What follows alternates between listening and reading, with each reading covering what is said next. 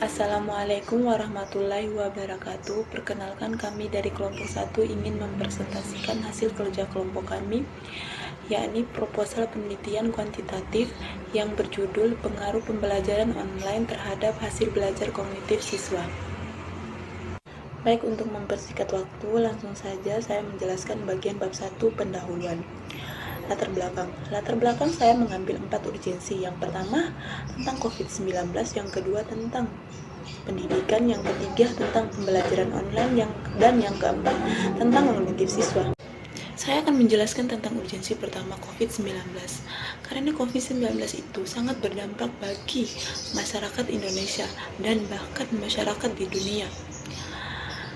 Pada tanggal 24 Maret 2020, Menteri Pendidikan dan Kebudayaan Republik Indonesia mengeluarkan Surat Edaran Nomor 4 Tahun 2020 tentang pelaksanaan kebijakan pendidikan dalam masa darurat penyebaran COVID, dengan melibatkan seluruh aktivitas pendidikan dan harus menghadirkan alternatif untuk proses pendidikan bagi siswa-siswi maupun mahasiswa yang sekarang melaksanakan proses pembelajaran pada suatu lembaga pendidikan. Urgensi kedua di pendidikan. Kenapa saya mengambil di pendidikan? Karena dampak wabah COVID-19 ini bukan hanya dalam bidang ekonomi sosial, tetapi juga di dunia pendidikan. Urgensi yang ketiga, pembelajaran online. Kenapa saya mengambil pembelajaran online? Seperti yang kita ketahui, wabah saat ini membuat proses pembelajaran dari yang tatap muka menjadi pembelajaran online. Karena keadaan ini, kita harus melakukan pembelajaran online di setiap lembaga, dan itu sudah ada pada Surat Edaran Nomor 4 Tahun 2020 tentang pelaksanaan kebijakan pendidikan dalam masa darurat penyebaran COVID-19 dengan melibatkan seluruh aktivitas pendidikan dan harus menghadirkan alternatif untuk proses pendidikan bagi siswa atau siswi maupun mahasiswa yang sekarang melaksanakan proses pembelajaran pada suatu lembaga pendidikan. Jadi, dengan pembelajaran online kita bisa melakukan belajar secara daring atau online dengan menjelaskan melalui media WhatsApp, Zoom, Google Meet, dan lain sebagainya. Urgensi yang keempat, kognitif siswa. Yang mana kita mengetahui belajar dapat membawa perubahan bagi si pelaku, baik berupa pengetahuan, sikap, maupun keterampilan. Hasil belajar adalah perubahan yang terjadi pada diri siswa yang dapat menangkap dan memahami dari materi pembelajaran tertentu. Di sini saya mengambil rumusan masalah bagaimana pengaruh pembelajaran online terhadap hasil belajar kognitif siswa. Untuk bagian selanjutnya akan dijelaskan oleh teman saya. Yang berikutnya adalah bab yang kedua, yakni kajian pustaka. Nah, dalam kajian pustaka ini dia akan menjelaskan ada beberapa sub-sub tema yang kemudian dijelaskan dalam bab yang kedua, kajian pustaka. Yang pertama itu adalah pembelajaran online. Pembelajaran online ini juga ada beberapa yang kemudian dijelaskan dalam pembelajaran online. Yang pertama adalah pengertian pembelajaran, kemudian pengertian pembelajaran online. Yang kedua, karakteristik pembelajaran online, ciri-ciri pembelajaran online, model pembelajaran online, manfaat dan faktor penghambat pembelajaran online. Yang kedua adalah B, hasil penelitian terdahulu. Itu dia akan menjelaskan antara pengertian hasil belajar kognitif siswa dan juga ada faktor-faktor yang mempengaruhi hasil belajar siswa. Ada faktor internal dan juga faktor eksternal. Yang pertama adalah pengertian pembelajaran. Kata pembelajaran berasal dari kata belajar, mendapat awalan pem dan akhiran an, menunjukkan bahwa ada unsur dari luar eksternal yang bersifat intervensi agar terjadi proses belajar. Jadi secara keseluruhan itu adalah pembelajaran merupakan upaya yang dilakukan oleh faktor eksternal agar terjadi proses belajar pada diri individu belajar. Dalam undang-undang juga tentang sistem pendidikan nasional nomor 20 tahun 2003 menyatakan bahwa pembelajaran merupakan proses interaksi pendidikan, peserta didik, dan sumber belajar yang berlangsung dalam suatu lingkungan belajar. Secara nasional, pembelajaran dipandang sebagai suatu proses interaksi yang melibatkan komponen-komponen utama, yaitu peserta didik, pendidik dan sumber belajar yang berlangsung dalam suatu proses belajar. Tentunya pengertian pembelajaran yang dikemukakan oleh Gigne 1973, yaitu pembelajaran adalah seperangkat peristiwa-peristiwa yang dirancang untuk mendukung beberapa proses belajar yang bersifat internal, dan juga dia mengemukakan bahwa pembelajaran untuk menciptakan belajar situasi eksternal harus dirancang sedemikian rupa untuk mengaktifkan, mendukung dan mempertahankan proses internal yang terdapat dalam setiap peristiwa belajar. Berikutnya adalah pengertian pembelajaran online. Pembelajaran yang dilakukan secara online menggunakan aplikasi pembelajaran maupun jejaring sosial. Pembelajaran daring merupakan pemanfaatan jaringan internet dalam proses pembelajaran. Dengan pembelajaran daring, siswa memiliki kelulusan waktu belajar, dapat belajar kapanpun dan dimanapun. Siswa dapat berinteraksi dengan menggunakan aplikasi seperti Classroom, video, konversi, telepon atau live chat Zoom, maupun melalui WhatsApp group. Pembelajaran online juga membantu memberikan manfaat dalam menyediakan ataupun membantu akses belajar bagi semua orang, sehingga menghapus hambatan secara fisik sebagai faktor untuk belajar dari ruang kelas. Selain itu juga, pembelajaran online dapat membangun komunikasi diskusi yang sangat efisien guru dengan murid. Siswa bisa saling berinteraksi dengan berdiskusi antara satu dengan yang lainnya tanpa melalui guru. Dan juga guru dapat dengan mudah memberikan materi kepada siswa berupa gambar dan video. Selain itu, siswa juga dapat mengunduh bahan ajar yang diberikan oleh guru. Yang berikutnya adalah karakteristik pembelajaran online. Ada beberapa karakteristik pembelajaran online. Yang pertama adalah menurut pembelajar untuk membangun dan menciptakan pengetahuan secara mandiri. Yang kedua adalah pembelajar akan berkolaborasi dengan pembelajar lainnya dalam membangun pengetahuannya dan memecahkan masalah secara bersama-sama. Yang ketiga adalah membentuk suatu komunitas belajar atau community of learners yang inklusif. Yang keempat adalah memanfaatkan media laman ataupun website yang bisa diakses melalui internet, pembelajaran berbasis komputer, kelas virtual dan atau kelas digital. Yang terakhir adalah interaktivitas, kemandirian, aksesibilitas, dan pengayaan. Kemudian yang keempat adalah ciri-ciri pembelajaran online.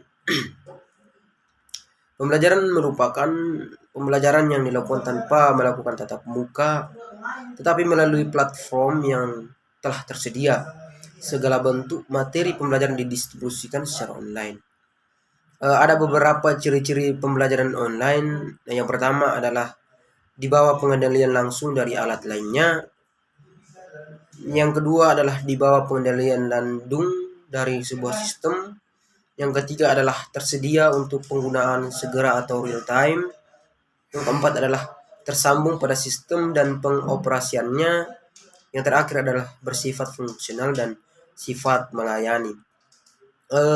Selama model pembelajaran peserta keluasan waktu untuk belajar, peserta didik dapat belajar kapanpun dan dimanapun tanpa dibatasi oleh waktu. Peserta didik juga dapat berinteraksi dengan guru. Siswa juga dapat berinteraksi dengan guru pada waktu yang bersamaan, seperti menggunakan video call atau live chat. Yang berikutnya adalah model pembelajaran online.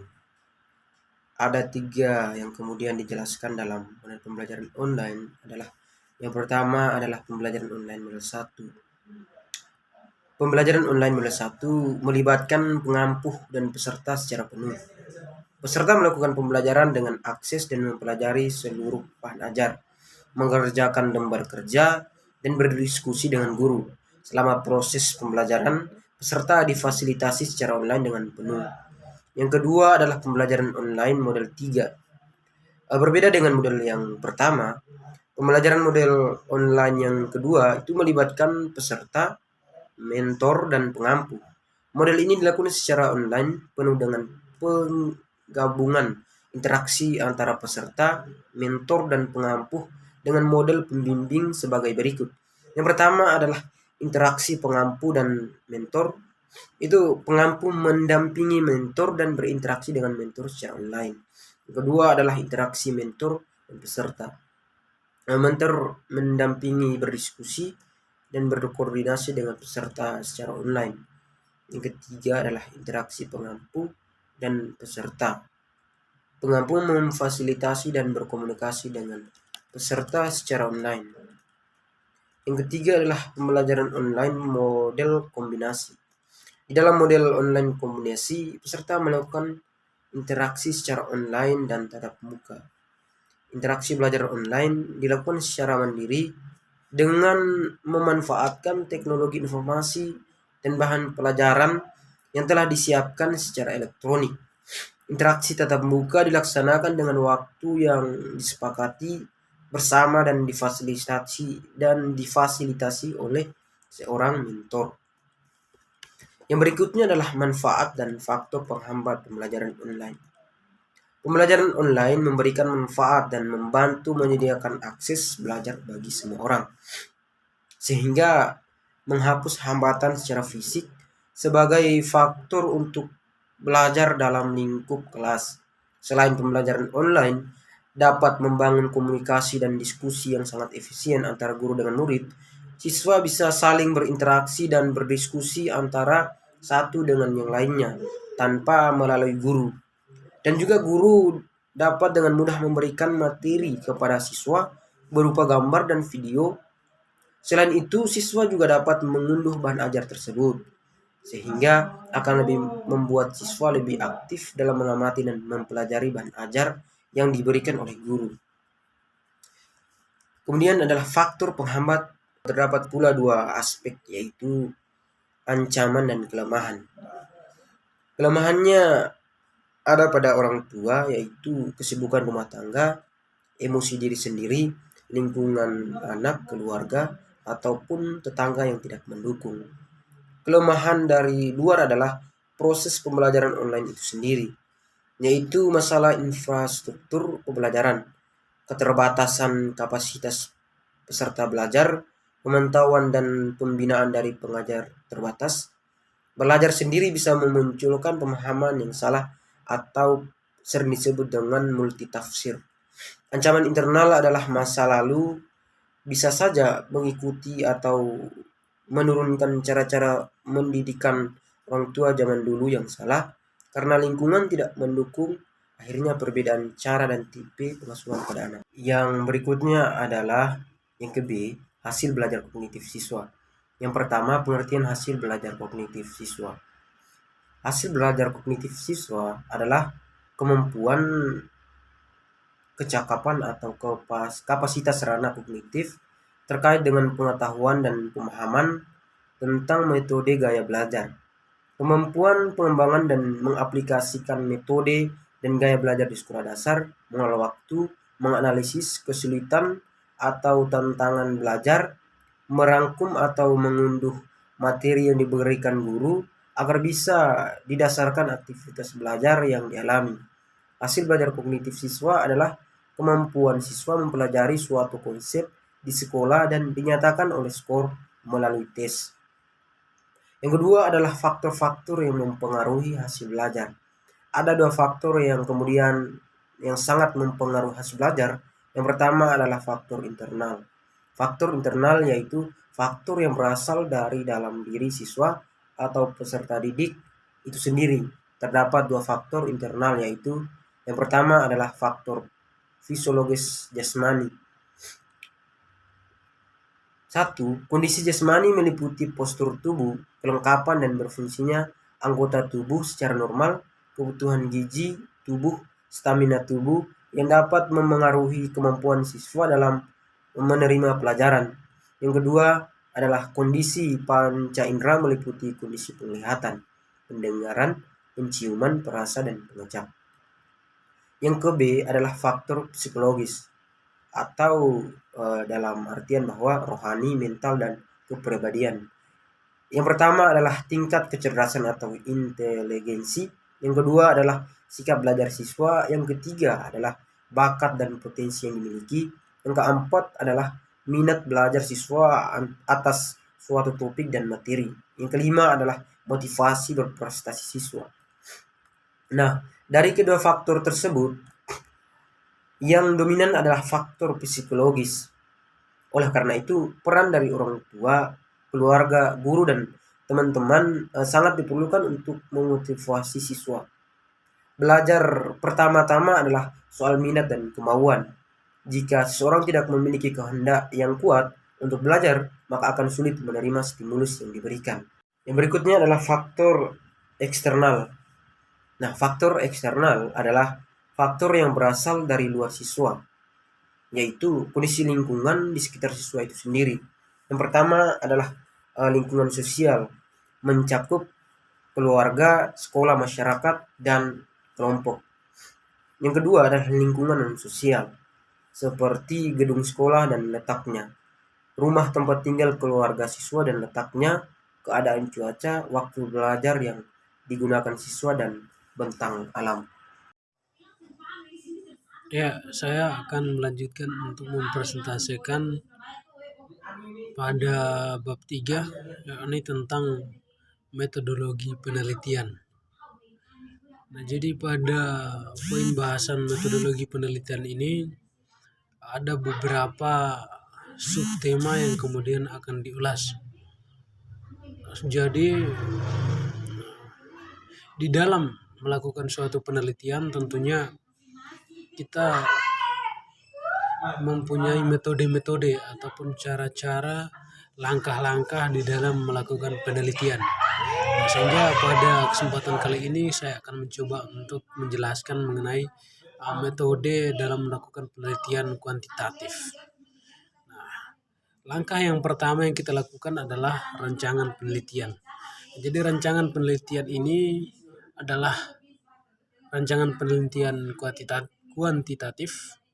Penelitian kuantitatif merupakan metode-metode untuk mengkaji teori-teori dengan cara meneliti hubungan antar variabel. Nah, variabel-variabel ini dapat dianalisis berdasarkan prosedur-prosedur yang ada. Nah, kemudian langkah selanjutnya ataupun langkah yang kedua yakni mengenai ataupun menetapkan subjek dan objek dalam penelitian.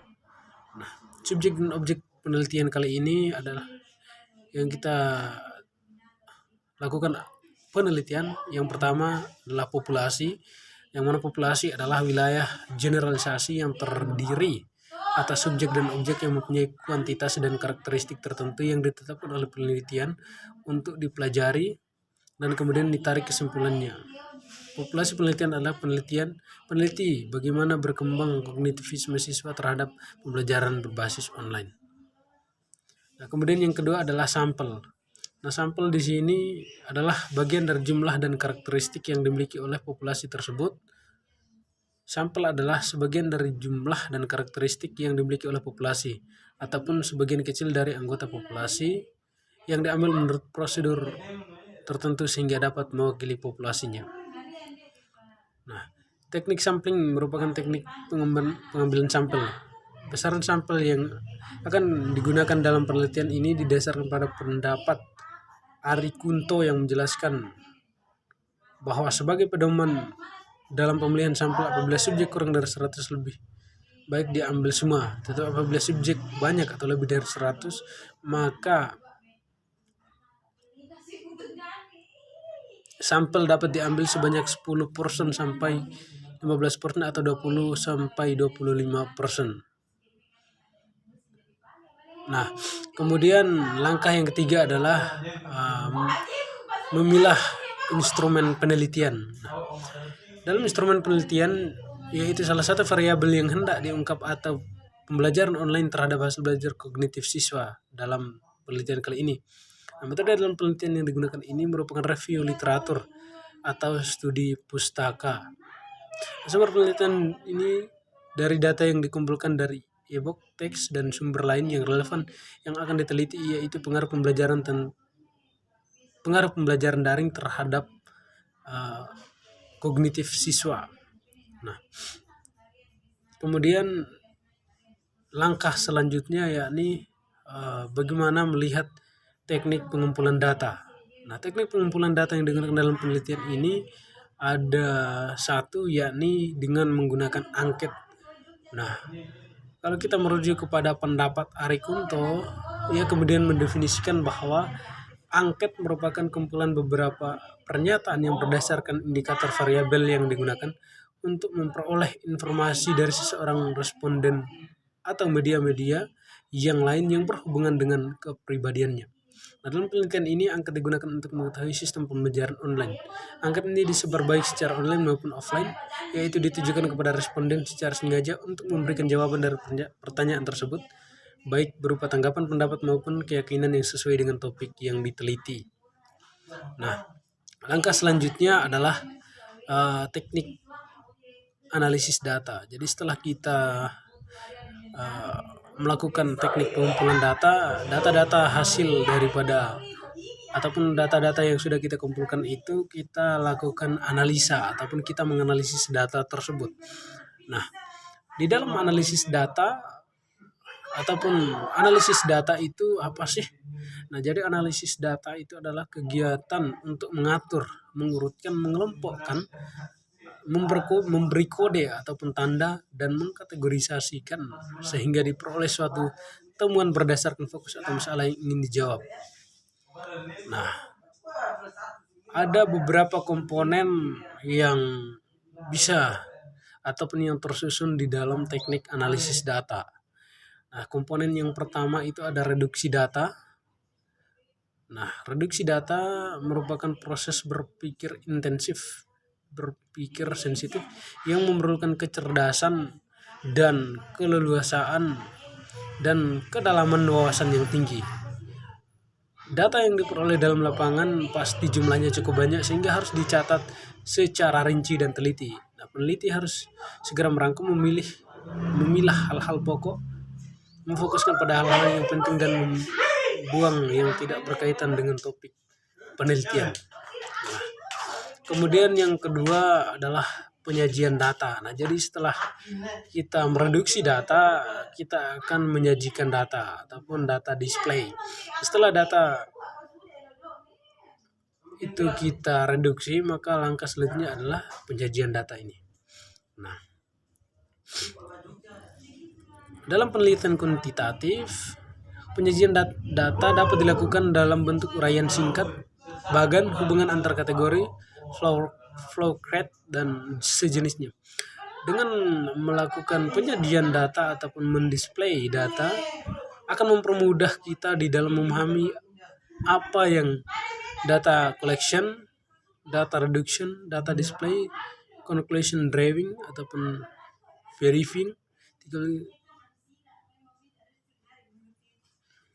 Nah, sedangkan yang ketiga yakni verifikasi data.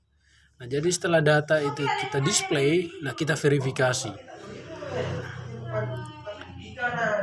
Nah, dalam artian bahwa di sini setelah data itu kita display, kita akan menarik suatu kesimpulan daripada data yang sudah kita display tersebut. Nah, dalam sebuah penelitian, apabila kesimpulan awal yang dikemukakan masih bersifat sementara dan akan berubah jika tidak ditemukan bukti-bukti yang kuat dan dalam mendukung tahap pengumpulan data selanjutnya.